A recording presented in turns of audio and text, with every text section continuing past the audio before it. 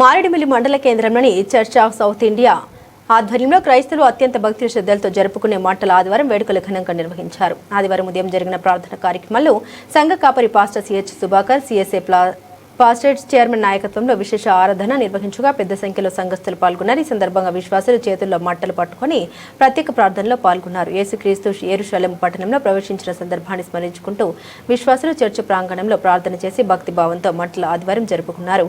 ఈ కార్యక్రమంలో CSI church సంఘ కాపరి యేసుక్రీస్తు జీవితం, ఆయన చేసిన త్యాగం గురించి విశ్వాసులకు సందేశం ఇచ్చారు.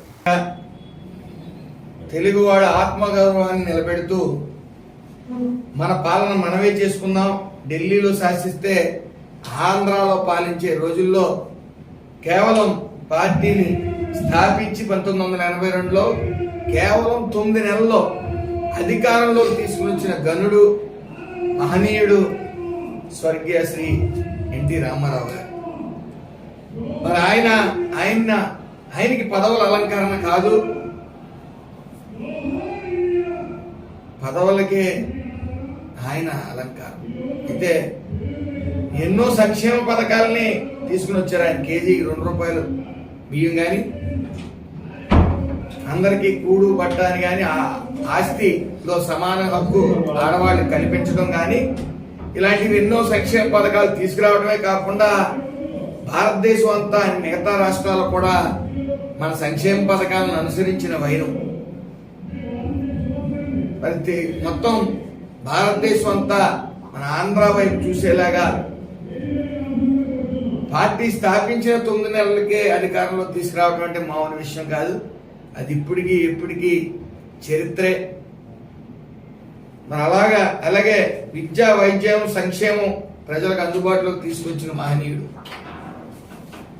అదేవిధంగా ఈరోజు సిబిఎన్ గారు, సి అంటే చరిత్ర, బి అంటే భవిష్యత్, ఎన్ అంటే నమ్మకం. ప్రజల్లో ఆ నమ్మకం ఉంది. ఒక మోసగాడు, ఒక అవినీతిపరుడు 5 సంవత్సరాలు రాష్ట్రాన్ని ఒక్క ఛాన్స్ అని బ్రతిమాలి అధికారంలోకి వచ్చి రాష్ట్రాన్ని ఎలా పాలించకూడదో అవగాహన లేని వ్యక్తి ఒక రాష్ట్రాన్ని పాలిస్తే రాష్ట్రం ఎలా సర్వనాశనం అవుతుందో గత 5 ఏళ్లు చూసాం. గడిచిన వైసీపీ పాలనలో 5 ఏళ్లు చూసాం.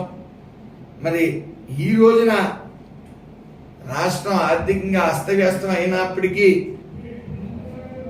రాష్ట్ర ఆర్థిక వ్యవస్థ సంక్షోభంలో ఉన్నప్పటికీ చంద్రబాబు నాయుడు గారు, లోకేష్ గారు, పవన్ కళ్యాణ్ గారు మరి రాష్ట్రాన్ని సువర్ణాంధ్ర రాష్ట్ర దిశగా అడుగులు వేయిస్తా ఉన్నారు. వస్తున్న పెట్టుబడులు సుమారు ఈ 5 సంవత్సరాల్లో 24 లక్షలు ఉద్యోగాలు ఇచ్చే అవకాశాలు ఉన్న పెట్టుబడులన్నీ తీసుకురావడం, గూగుల్ క్లౌడ్ లాంటి ప్రపంచ స్థాయిలోనే 2వ అతిపెద్ద ఇన్వెస్ట్మెంట్ మన వైజాగ్కి తీసుకురావడం, ఇలా అంచెలంచెలుగా ఒక పక్కన సంక్షేమం, ఓ పక్కన అభివృద్ధి, ఓ పక్కన పెట్టుబడులు. మరి ఇవన్నిటిని వెరసి ఈ రోజున అందరూ కూడా గుండెల మీద చెయ్యేసుకుని పడుకునే పరిస్థితి. ఆ రోజు ల్యాండ్ టైటిలింగ్ యాక్ట్ అన్నారు. మన ఆస్తి మన పేరు మీద, మన డాక్యుమెంట్స్ మన చేతిలో లేని పరిస్థితి తీసుకుని వచ్చి అయోమయం చెత్త మీద పొందన్నారు, లేకపోతే ఫిష్ మార్కెట్ అన్నారు. అపహాస్యం పాలు చేసే విధంగా సంక్షేమ పథకాలని, అర్థం లేని సంక్షేమ పథకాలను ఇచ్చిన జగన్మోహన్ రెడ్డి ఈ రోజు కూడా విషం చిమ్ముతా ఉన్నారు. ఈ రోజు 75 సంవత్సరాల వయసులో నారా చంద్రబాబు నాయుడు గారు రాష్ట్రం కోసం శ్రమిస్తున్న మహనీయుడు.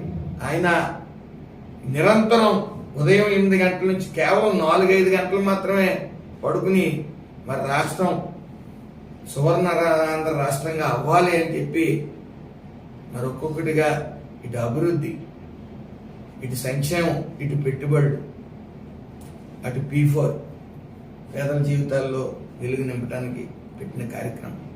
ఇవన్నీ వెరసి అలాగే లోకేష్ గారి గురించి చెప్పాలి.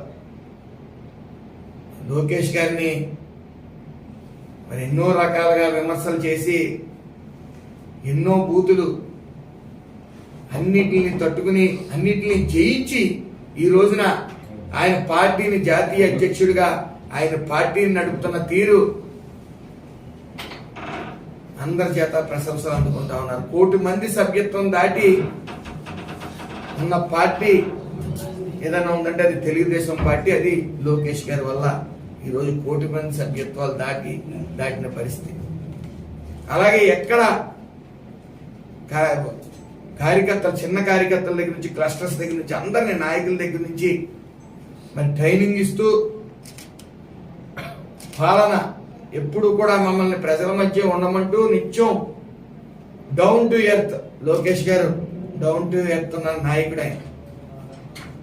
యువ నాయకులు ఆయన ఎప్పుడు నేల చూపులే చూస్తారు. ఆ నేల చూపులు చూసుకుంటూనే అందరినీ గౌరవించుకుంటూ మరి ఈ రోజు నిన్ను పెట్టుబడులు రావడంలో కీలక పాత్ర లోకేష్ గారిదని మనం తెలియజేసుకోవచ్చు. ఏదేమన్నప్పటికీ ఇలాంటి గొప్ప నాయకులు స్వర్గీయ ఎన్టీ రామారావు గారు కానీ, అలాగే మన్యశ్రీ గౌరవ ముఖ్యమంత్రి నారా చంద్రబాబు నాయుడు గారు కానీ, లోకేష్ గారు కానీ వాళ్ళ వద్ద పనిచేయడం పూర్వజన్మ సుకృతంగా భావిస్తా ఉన్నాను. ఎందుకంటే 11 సంవత్సరాలు నేను వైసీపీలో పనిచేసిన తర్వాత నాయకుడు ఎలా ఉండకూడదు, నాయకత్వాలు ఎలా ఉండకూడదు అనేది చూసాం. మరి ఇక్కడికి వచ్చిన తర్వాత నాయకుడు ఎలా